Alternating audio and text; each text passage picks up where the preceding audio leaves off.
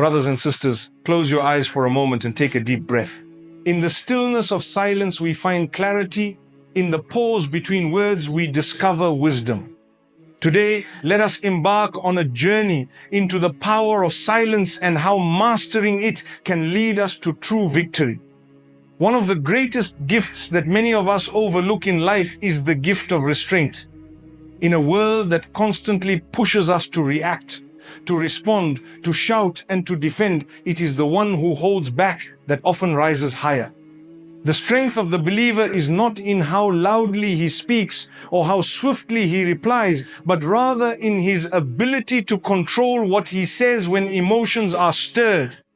You see, when a person is angry and they restrain themselves, Allah elevates them. When a person is able to keep silent in the face of provocation, it is not weakness, it is power. And this is a lesson we see throughout the lives of the prophets and the righteous. They were not men of noise. They were people of calm, measured responses. When we learn to restrain our tongues, we save ourselves from 1,000 regrets. How many times have we said something in haste and then later wished we could take those words back? But once a word is uttered, it cannot be taken back. The wound caused by a knife may heal, but a wound caused by the tongue can remain in the heart for years. It is better to stay silent and be thought wise than to speak and reveal the ignorance within. That's why the wise among the companions and the scholars of the past would weigh their words before speaking, just like you would weigh gold on a scale before spending it. Our words are a form of currency. Spend them wisely. Restraint is not only about silence in speech, it also includes controlling our reactions, our impulses, our anger, our need to prove ourselves right. Sometimes the most powerful statement you can make is to walk away with grace. You don't need to win every argument. You don't need to respond to every insult. You don't need to prove your worth to every critic. When you know who you are in the sight of your Creator, when you know your intention is pure and your heart is sincere, then the criticism of others does not harm you. The approval of people will come and go, but the approval of Allah is eternal. There are moments when silence is more eloquent than speech. When someone accuses you unjustly and you remain silent, the heavens record your patience. When someone slanders you and you respond with calm, the angels write it down as an act of strength. When you hold back your tongue, even though you have every reason to let it loose, you are not being weak, you are being strong. And not just strong in the worldly sense, but spiritually strong. You are protecting your soul from sin, you are shielding your heart from pride, and you are training your ego to submit. This is not easy. It takes practice, it takes awareness, and it takes a deep reliance on the Almighty. We ask Him to help us hold our tongues in times of trial. We ask Him to purify our speech so that when we do speak, our words are words of healing, not harm. It is said that the mouth should only speak what the heart approves. If what is inside your heart is toxic, it will reflect in your words. But if your heart is filled with sincerity, kindness, and humility, then your speech becomes a form of remembrance, a form of mercy, a form of light. Look at the example of the one who is insulted in public. Everyone expects him to retaliate, but he takes a breath and says nothing. The crowd may mock him, some may even see him as defeated. But the one above writes down for him a reward more precious than gold, because he restrained himself when he could have unleashed a storm. This is a secret of the spiritual giants. They understand that victory is not in reacting, it is in responding with wisdom, or sometimes not responding at all. This is especially important in the age of social media, where everyone has an opinion and everyone is quick to share it. You see people arguing day and night over matters they don't even fully understand. Back and forth, comment after comment, and for what? To win an argument, to prove a point? What is the cost of that win? How much peace did you lose? How much time did you waste? How much harm did you cause just to feel like you were right? Sometimes the most honorable response is to scroll past, to say nothing, to preserve your energy for what truly matters. The one who practices restraint lives lighter.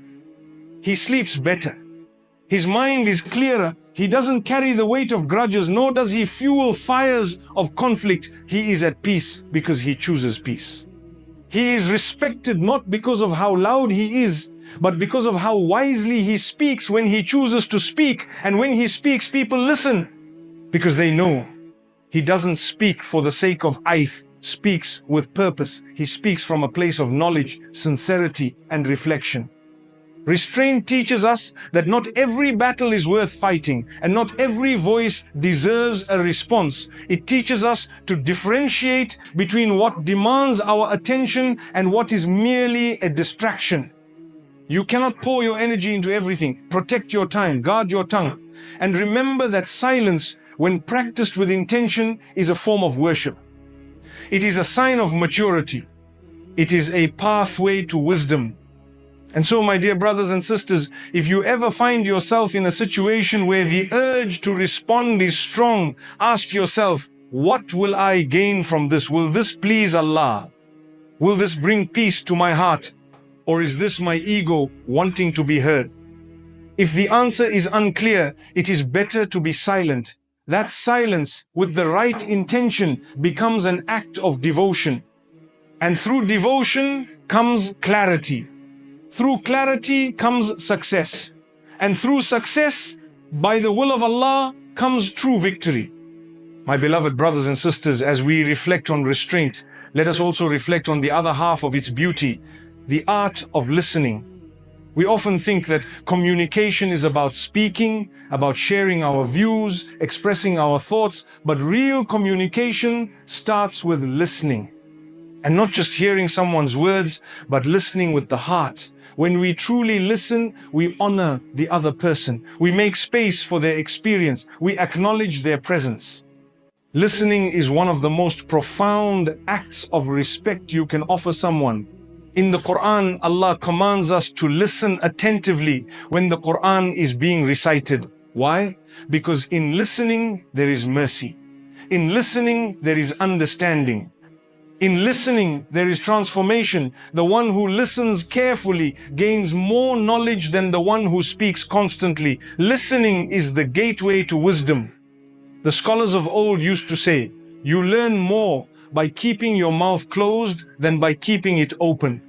This isn't just about formal learning, it applies to everyday life. When you listen to someone with genuine attention, you begin to understand them. You see where they are coming from. You recognize their pain, their fears, their hopes. Many of our conflicts arise because we are too quick to respond and too slow to listen. We assume, we interrupt, we judge before understanding, and in doing so, we break hearts. But when you train yourself to listen, you become a person who brings healing. The friend who listens becomes the one who is sought after. The parent who listens earns the trust of their child. The spouse who listens brings peace to their home. And the believer who listens to the word of Allah and to the guidance of the Prophet gains clarity in this world and success in the next. Listening also teaches humility.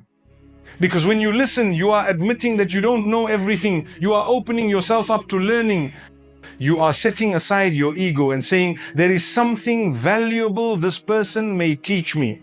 And often, the one we least expect to learn from is the one who has the most profound insight. Allah can send wisdom through any tongue, young or old, educated or uneducated, Muslim or non-Muslim. If we are humble enough to listen, we will grow. But if we are too proud to listen, we will miss the signs sent our way. Listening brings light to relationships. Think of the person who listens to your worries without rushing to solve them, who listens to your story without making it about themselves. That person becomes beloved to you because they made you feel heard. And that is something the heart never forgets. You don't need to be a scholar to offer comfort sometimes. All it takes is an open ear and a compassionate heart. And by simply listening, you become a means of ease for someone else. But the highest form of listening is listening to what Allah is telling us through His book, through the signs around us, through the quiet moments in our lives. Are we listening? Are we taking heed of what He is showing us? Are we pausing long enough to hear what our own souls are trying to say? Or are we drowning it all out with noise, distractions, and endless chatter? Consider for a moment the weight of a single word. A word can be a seed of hope planted in the heart, or a blade that cuts and wounds. How often do we speak without realizing the ripple effects of our tongue?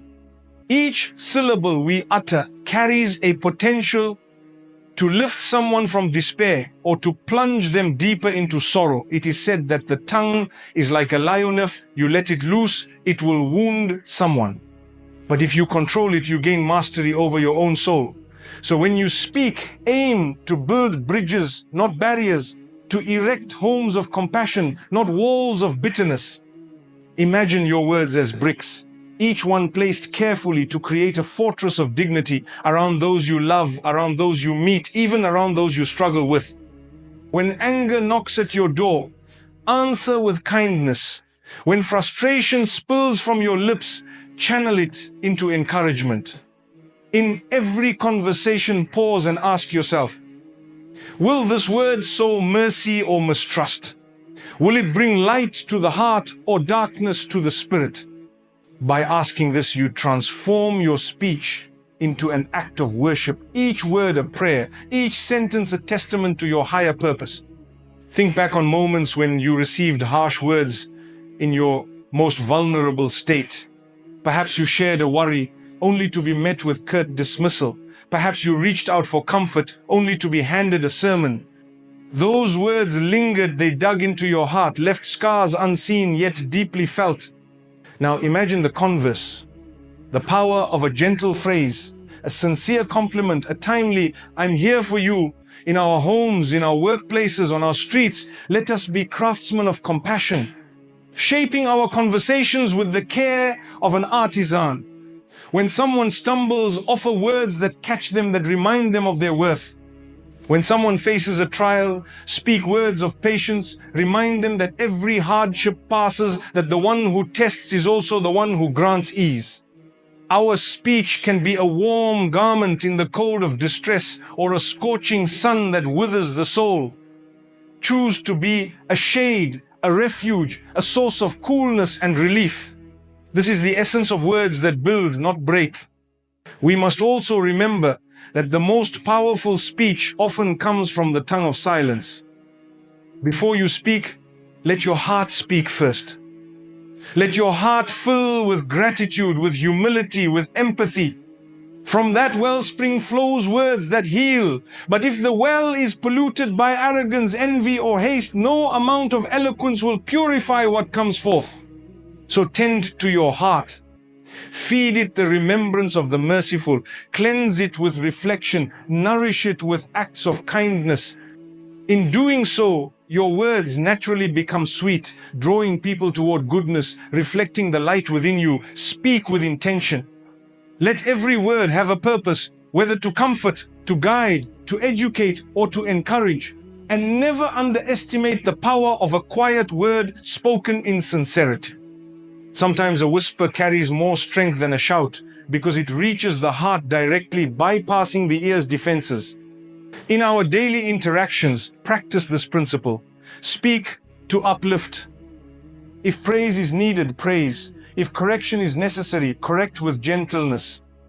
Do not wield your words as weapons, but as tools to build. When a child misbehaves, guide with love, reminding them that behavior can be changed and that they are cherished no matter what. When a friend errs, speak truth with tenderness, for harsh rebuke can harden the heart, but compassionate counsel can open it. Every conversation becomes an opportunity to plant seeds of goodness. And even the simplest exchanges, the salam in the morning, the good morning to a neighbor, the may Allah bless your day, become acts of worship when spoken from the heart. So let our speech be a tapestry woven with threads of mercy, patience, and hope. And now, my dear brothers and sisters, let us pause to reflect on the power of the pause itself. In the brief silence between thought and speech lies the greatest gift, the gift of choice. That moment, fleeting as it may seem, is where we decide whether to react or to respond, whether to lash out or to hold back, whether to wound or to heal. It is in that pause that our character is tested, our discipline forged, and our wisdom revealed. Imagine that before every word you speak, you take a 3-second pause. In that pause, you ask yourself, is this true? Is this necessary? Is this kind? If the answer to any of these is no, then hold your tongue. Those 3 seconds can save you from regret, from conflict, from the long journey of seeking forgiveness for words spoken in haste. Practice this pause in every aspect of your life. When someone cuts you off in traffic and anger flares, pause and remember that the other driver has a story you know nothing about. Pause and offer a dua for their safety instead of a honk of anger. When criticism stings, pause and reflect. Is there truth in this that can guide me to improve, or is this merely a wind of ego trying to knock me from my path? In that pause, you transform an emotional reaction into a thoughtful response. The world around us moves at lightning speed, yet wisdom often resides in slowness. By honoring the pause, we reclaim our peace, we regain our clarity, and we align our actions with our highest values. The pause also guards our tongues from sin. When the ego rises and pride whispers, defend yourself, show them you are right. The pause stands as a sentinel. In those seconds of silence, you remember that defending your ego is not worth the loss of your dignity, your peace, or your relationship with Allah. You choose instead to respond with humility. Perhaps the other is mistaken. Perhaps I could learn something. And the reward is immense. For every moment you silence your ego, Allah raises your status, purifies your heart, and opens doors you never imagined. My dear brothers and sisters, the beauty of the pause extends beyond speech. It applies to action, to decisions, to intentions. Before you make a choice, pause. Before you react to news, pause. Before you judge, pause. In that stillness, clarity emerges. You begin to hear the whispers of your own conscience, the gentle nudges of divine guidance. You start to discern between fleeting desires and lasting values. You learn to sail the tumultuous seas of life with a steady hand, guided by the compass of reflection rather than the winds of impulse. In moments of trial, the pause becomes a lifeline. When grief overwhelms, pause and remember the one who tests and the one who heals. When temptation calls, pause and recall the sweeter pleasure of a tranquil heart. When doubt creeps in, pause and immerse yourself in the remembrance of your Lord. The pause turns storms into calm seas, transforming chaos into opportunity. And as you master this art, you find that the most powerful words are those preceded by silence, and the most courageous actions are those born of thoughtful reflection. Let us embrace the pause as a sacred gift, a gift that reminds us of our humanity, our fallibility, and our potential for growth. Let us weave pauses into the fabric of our lives, pauses between thoughts and words, between words and actions, between actions and outcomes. Let each pause be a moment of prayer, a moment of gratitude, a moment of connection with the divine. In these moments, we find the strength to speak words that build, to plant seeds of hope, to heal hearts, and to chart a course toward lasting peace. And when you master the art of the pause, you reclaim the power over your own life. You no longer act as a puppet to every passing emotion. You become the author of your story, the master of your speech, and the guardian of your heart. Your words, when they finally emerge, carry the weight of intention, the clarity of reflection, and the sweetness of mercy. And in that, you become a beacon of light in a world too quick to judge, too quick to react, and too quick to ignore the sacred pause that brings us closer to our truest selves and to our Lord. Imagine the moment at dawn when the world is still wrapped in darkness and only the soft whisper of the breeze calls to your heart. In that quiet hour, you sit alone with your thoughts, free from calls, notifications, and the endless chatter of the day. You breathe deeply and let the stillness fill your soul. This is not empty time. This is sacred space where true growth begins. In the silence of your room, without distractions, you begin to listen to the rhythm of your own heartbeat, to the gentle urgings of your conscience, and to the subtle guidance that flows from the one who knows all secrets. Here in solitude, you confront your true self, your hopes, your fears, your dreams, and your weaknesses. You see the parts of you that you often hide from the world, and with each breath you come to terms with who you are and who you wish to become. In those moments of silent reflection, you draw a map of your intentions and chart a course toward the highest version of yourself. You may ask, how do we cultivate this practice in our busy lives, where every minute seems accounted for? It begins with small steps. Dedicate 5 minutes each morning before your feet even touch the floor to simply sit and breathe. Close your eyes and ask yourself, what am I grateful for? What burdens am I carrying that I can let go of? What intention will guide my actions today? In these brief moments, you learn to turn inward, to quiet the noise, and to center your mind on what truly matters. Over time, those 5 minutes become 10, then 15, and what was once a struggle becomes a cherished ritual. You'll find that your heart, tuned to the frequency of gratitude and clarity, radiates calm throughout the day. Challenges that once seemed overwhelming now pass by like clouds in a clear sky, for your inner compass has been set by moments of reflection. In that stillness, you also meet your Lord. The remembrance of Him emerges naturally from the silence, filling your heart with peace that no outer possession can match. You begin to understand that the greatest treasure is not wealth or status, but a heart at rest in the knowledge that He is near, that He hears, that He cares. And from this place of divine companionship, you draw the strength to face each trial with patience, each success with humility, and each relationship with compassion. Solitude, therefore, is not loneliness. It is the beginning of intimacy with yourself, with your purpose, and with your Creator. As days turn into weeks, you'll notice a transformation. Your thoughts become more focused, your emotions more balanced, and your actions more intentional. You start to recognize patterns in your behavior, the triggers that lead to stress, the temptations that lead you astray, the habits that nourish your spirit. Awareness blooms in the garden of reflection, and with awareness comes the power to change. You no longer drift through life as a leaf caught in the current. Instead, you steer your soul with purpose. And when you errand will you return to your quiet space, not in shame, but in hope, knowing that each moment of reflection brings you closer to the mercy that softens the hardest of hearts. Now, let us turn to another vital principle: transforming impulse into intention. In the rush of daily life, our emotions often hijack our decisions. Anger flares, and before we know it, harsh words slip from our lips. Desire tempts, and we abandon our better selves for a momentary pleasure. In such moments, we are driven by impulse, the quick jolt of feeling that demands immediate satisfaction. But imagine if, in that crucial instant, we could pause. Instead of acting on impulse, we choose to respond with intention, guided by principles that transcend the moment. That pause, that breath is your gateway from the fleeting to the lasting, from chaos to harmony.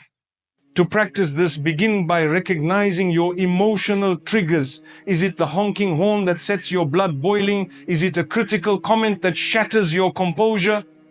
Is it the sight of something forbidden that stirs your desires? Once you name these triggers, you can anticipate them, and when they arise, you do not deny the feeling, you acknowledge it.